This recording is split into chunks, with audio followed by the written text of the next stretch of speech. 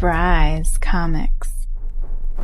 Check me out this Friday over on my Whatnot for $1 starts on over 50 slabs. And you guys, I have 3 copies of Giant Size X-Men #1 on the way to the shop right now. A 1.8, a 2.5, and a 3.0. And I will auction one of them off this Friday, 10 a.m. Pacific time on my Whatnot, starting at $1 if they arrive in time. There's a link down in the description for $10 off towards your first purchase, and also a link towards a preview video so you can preview the show. I will update that video so you can see if the GSX one is going to be there. And we're going to do giveaways every 10 minutes. What better way to spend a Friday morning than over on Whatnot and see the absolute carnage of a GSX one auctioning off at $1 and get a chance at getting some free slabs and just come hang out. I hope to see you there.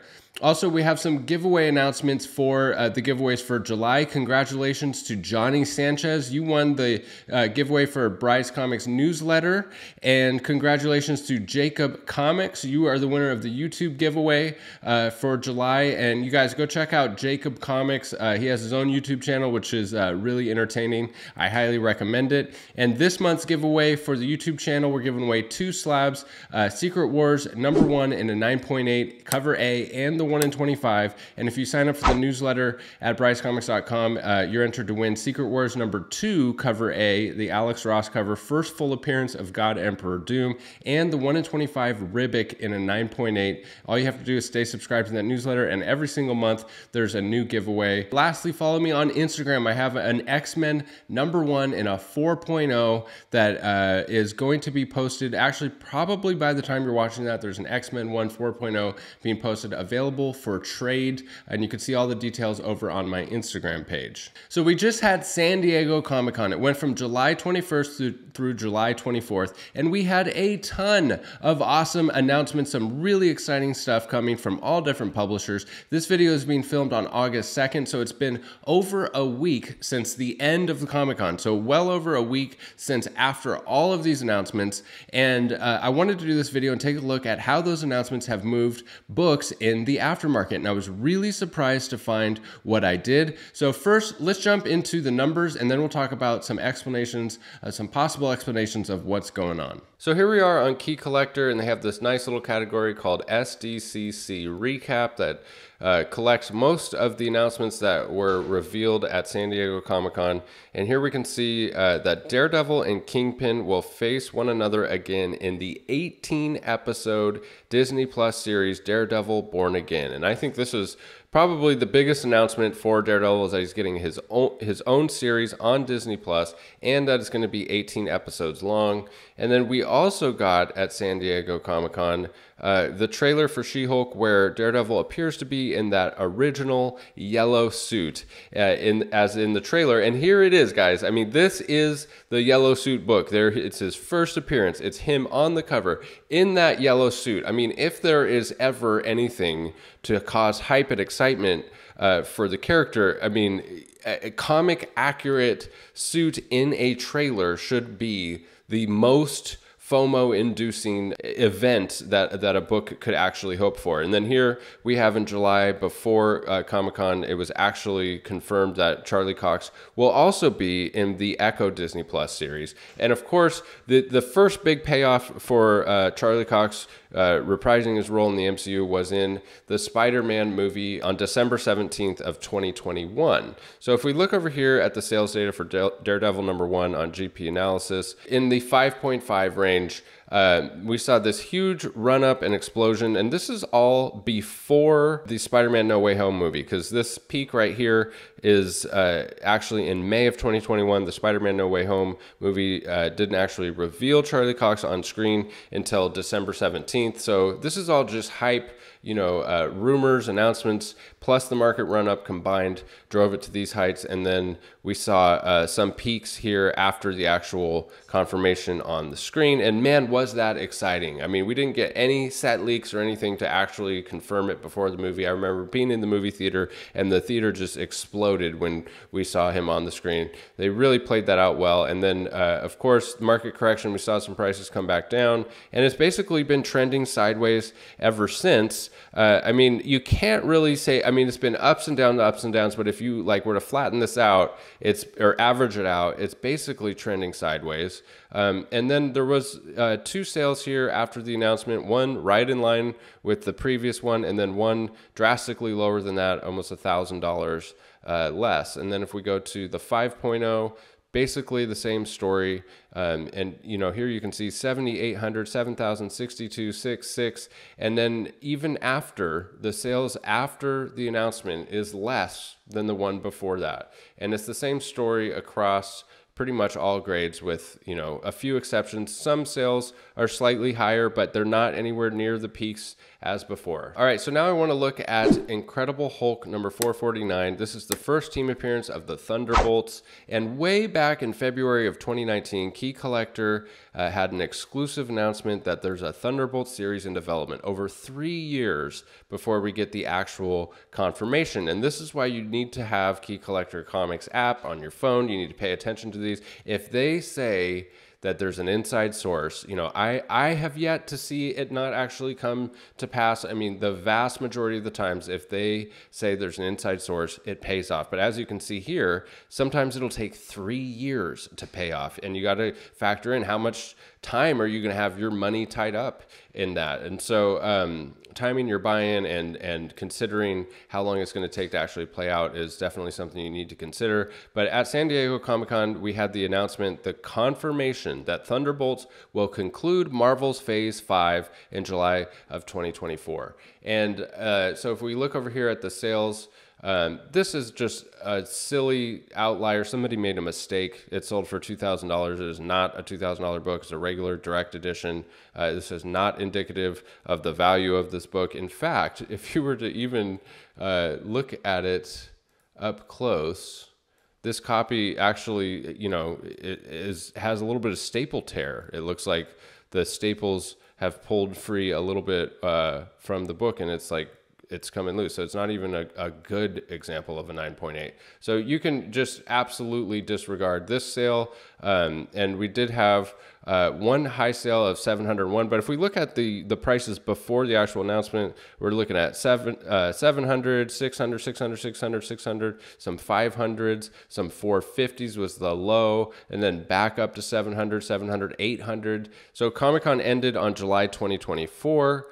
And so all of the sales since then are in line or lower. We actually had almost a record low for the year. The one before the record low for the year after the confirmation that they're coming to the MCU. And then we had one sale that ticked back up to 700, but it's by no means a record breaker, not even close to the peak highs. And if we look over on eBay, here's a copy available, buy it now for $600. $100 less than the most recent sale. So the last book I want to look at is Submariner #1. This is the first Namor solo series in the Silver Age. It's the origin of Namor.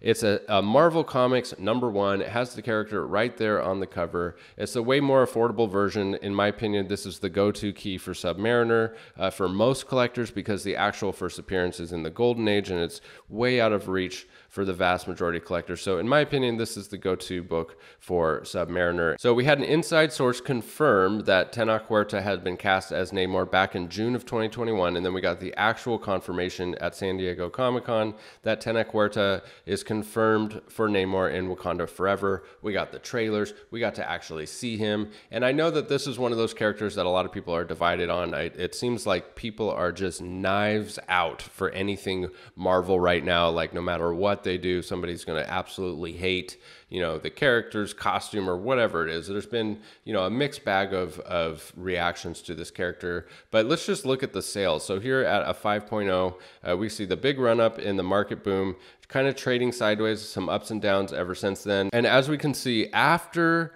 the confirmation, after the trailers, after the biggest hype for the character, or is it the biggest hype? A drastically lower sale, almost $200 less than the sale before that. I think this was also after the announcement. So, some high sales, but also a way low sale afterwards. So, at best trending sideways.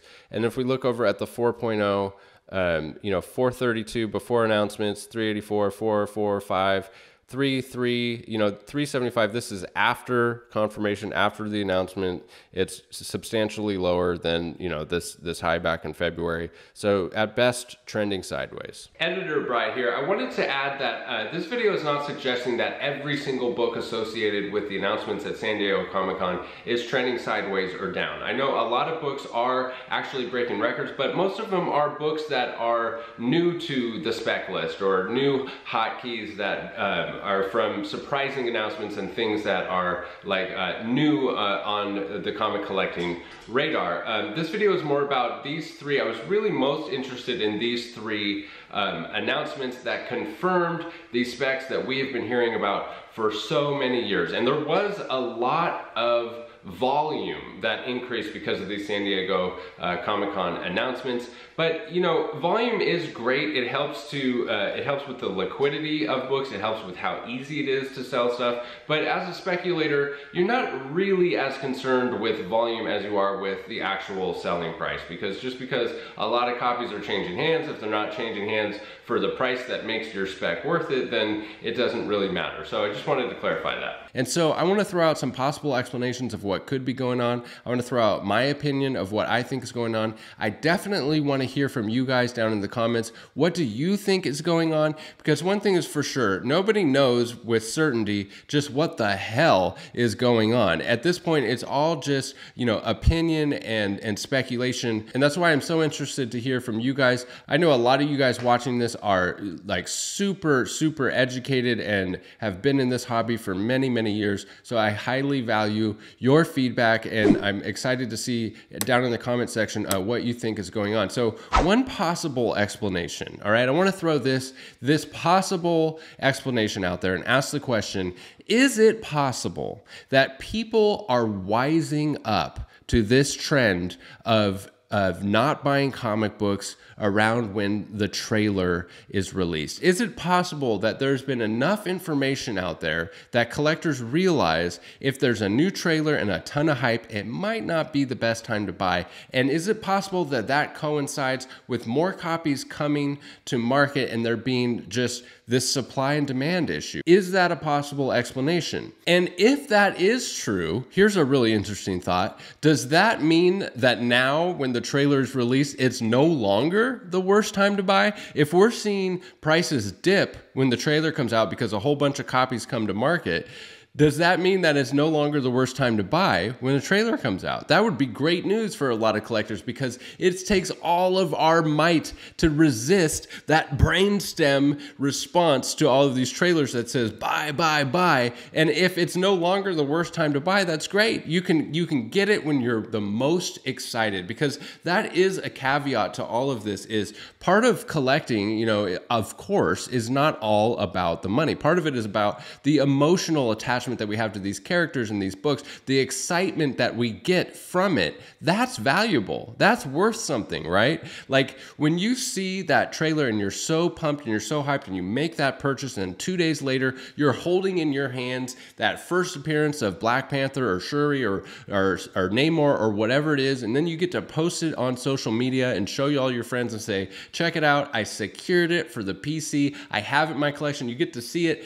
That's valuable because you, if you're like me, really, really enjoy the fact that you now own that thing that you're so excited about.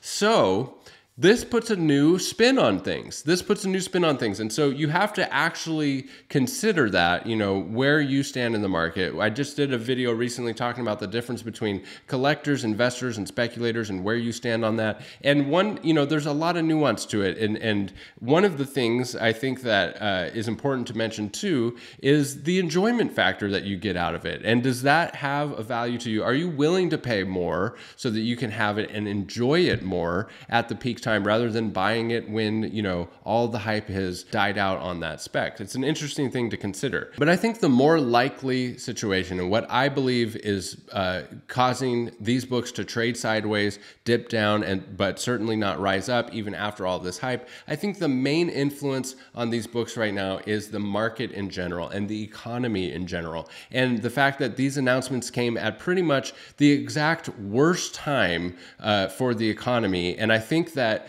the hype is enough to counteract the correction, right? And not much more than that. So comic book prices are coming down and we have all of this hype, and I think that just brings them back up a little bit to where they're trading sideways. To me, that makes a lot of sense. It's definitely one possible explanation of this. Another possible explanation for why these books are trending sideways is rumor overload. Is it possible that we get so many leaks and rumors about, you know, people in the MCU, characters coming to the MCU, and we're just overloaded with these rumors that when it actually comes out, we've heard it so many times on social media and YouTube and Key Collector and all the different apps that we use to track the trending comics.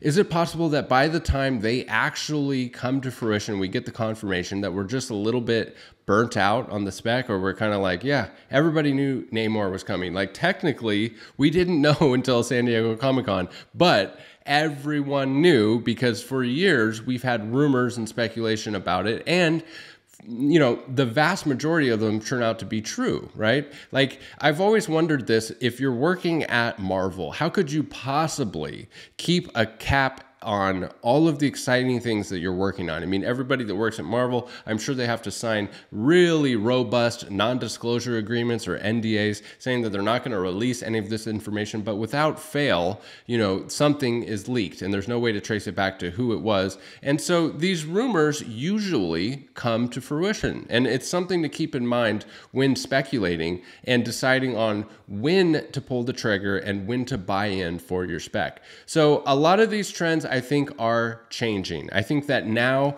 we have so many rumors, so many information sources coming at us about what's coming in the MCU that traditional trend of, you know, pretty much flatlined until, you know, the trailer comes out and then it comes back down after that. There's nuance to that now. There's Key Collector announcements that sometimes the spike and the FOMO from the Key Collector announcements outweighs the trailer hype for said character. Do a more in-depth video in the future of how to really make sense of all of this. But one strategy to possibly employ is to find a reliable YouTuber or, you know, leak source. It's definitely not me. I'm not on the beat enough about MCU announcements to do this. I don't have any desire to go that direction with my channel because it's a whole different thing. You know, being on top of the news for MCU leaks and rumors is just its own thing, and it's not what my channel is all about. But I think if you were to find a reliable source for that and get in on these specs way early in the game, like we saw with that one spec, you know, Key Collector announced it 3 years before it actually came out. Key Collector is not going to be the best source for this anymore because everybody has it in their pocket. So if Key Collector makes an announcement, it's probably not the best time to go buy that book. But finding a similar source that's a little bit under the radar that brings good speculations to light, and then be patient. I think that might be a really smart avenue for investing in comic books going forward. One thing is for sure, you know, these sales, they're still strong, right? Like these are still strong sales, historically speaking, for all of these characters. So it's not like the sky is falling down, but we are definitely seeing, you know, some shifting going on in the comic book market. And if you want to stay up to date on that, on these trends, that's what this channel is all about, how to have this hobby fund itself. We dive deep into all of those things. If you found this video helpful in any way, please consider grabbing that subscribe button, like this video, and comment down below, and I'll enter you to win 2 CGC slabs this month. Don't forget to check me out on Whatnot this Friday for $1 starts on slabs and possibly a Giant Size X-Men #1. And also sign up for that newsletter at BryceComics.com. You'll be entered to win a free slab this month. It's 2 free slabs and get first access to new collections and awesome stuff going on over there. Thank you as always for sticking with me to the end of the video, and we'll catch you in the next one. Bye. Bryce Comics.